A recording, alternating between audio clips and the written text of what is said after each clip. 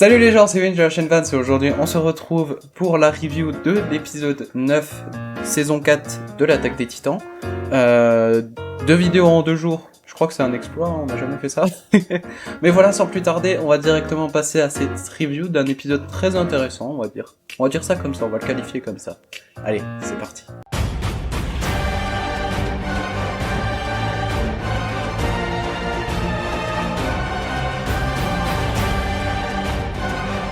Donc dans cet épisode, il débute tout simplement par Armin avec son coquillage qui commence à nous narrer un peu une petite histoire et tout simplement un flashback. Et dans ce flashback, on apprend plusieurs choses. Déjà, qu'est-ce qui est arrivé au navire de reconnaissance.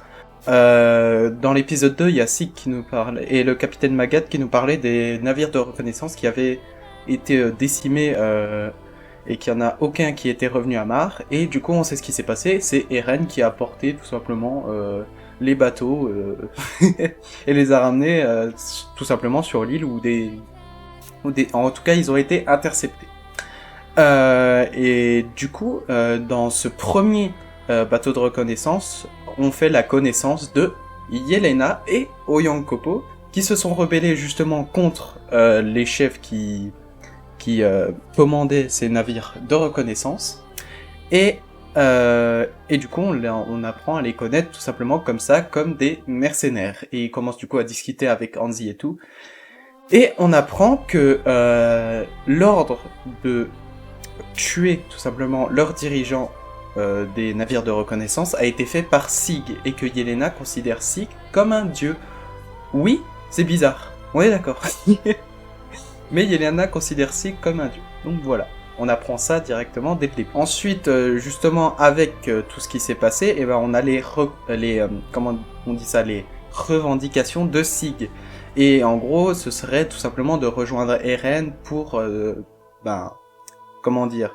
pour activer le pouvoir du titan originel et contourner le pacte de non-agression. Parce que quand tu es un titan originel mais de pur sang royal, bah tu peux pas faire ce que tu veux. Alors que si le titan originel est de quelqu'un d'autre de sang royal et qu'il touche quelqu'un de sang royal, comme on l'a vu avec le titan qui a mangé la mère d'Eren et tout simplement Eren du coup, ça peut activer le pouvoir de l'originel. Et c'est ça que Eren s'est souvenu lors de l'épisode, c'est que tout simplement Sig dit vrai. Et du coup il pourrait déclencher le grand terrassement. Voilà. Donc on apprend ça en plus.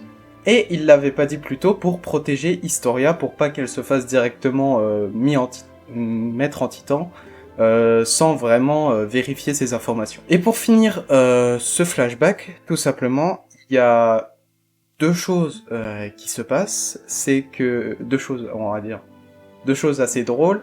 C'est Sacha qui demande à Oyankoppo pourquoi il est noir. Sacha qui demande ça à Oyankoppo qui lui répond que tout simplement le créateur a voulu qu'il y ait de la diversité tout simplement dans la vie.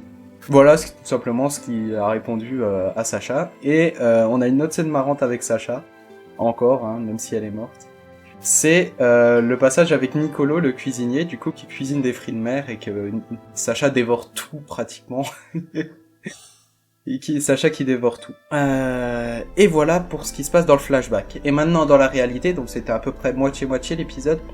Dans la réalité, on a l'enterrement de Sacha, avec du coup Nicolo qui était vraiment... Je sais pas s'il était vraiment amoureux, mais c'était vraiment un ami de Sacha, même s'il était marre. Et puis aussi la famille présente, tout simplement, à cet enterrement. Aussitôt arrivé et aussitôt arrêté, on va dire ça comme ça, mais les Mar, dans le même épisode, ils arrivent et ils se font arrêter par le commandant Pixis, qui préfère tout simplement sécuriser l'arrivée de Sig, pour justement ne pas qu'il y ait une révolte ou quelque chose comme ça. Dans la logique, on les comprend, mais bon, ils les ont aidés à faire un dirigeable, à faire un port et tout. Bref, c'est pas très coopératif, on va dire. Et du coup, Sig, qui est arrivé tout simplement sur l'île du paradis, par le biais du dirigeable, est tout simplement retenu dans la forêt des arbres géants. Vous vous rappelez, dans l'Attaque des Titans, on les a beaucoup vus dans la saison 1 surtout. Mais voilà, Sig qui est retenu là-bas. Et pour finir cet épisode, du coup, qui a été, on va dire, décrit par Armin, enfin raconté par Armin, on voit au fur et à mesure qu'en fait, il est quelque part, qu'on connaît très bien, c'est tout simplement, on va dire, la prison du cocon d'Annie. Donc en fait, Armin était en train de parler à Annie, mais aussi du coup de nous parler à nous, on va dire. Et c'était un très beau... en fait, c'était très bien fait comme ça. C'était très bien fait comme ça, parce qu'on avait l'impression tout simplement qu'il nous racontait tout simplement ce qui s'est passé. Et pour finir, on tombe sur une scène qui est tout simplement magnifique pour la fin. Je sais pas si... J'ai pas ressenti la même chose que quand j'ai lu le manga en la voyant, quoi. Mais voilà, du coup, Eren face à un miroir qui se recoiffe et qui dit bats-toi, etc. Donc voilà ce qui s'est passé pendant l'épisode. Point positif, point négatif maintenant. On va commencer par ça. Point positif de l'épisode. Toujours une très bonne animation. Enfin, on va pas dire très bonne, mais c'est une bonne animation. Les expressions des personnages, notamment de Sacha, Sacha quand elle dort, Sacha quand elle mange, ou même de Hanzi quand elle écrit, c'est vraiment bien fait.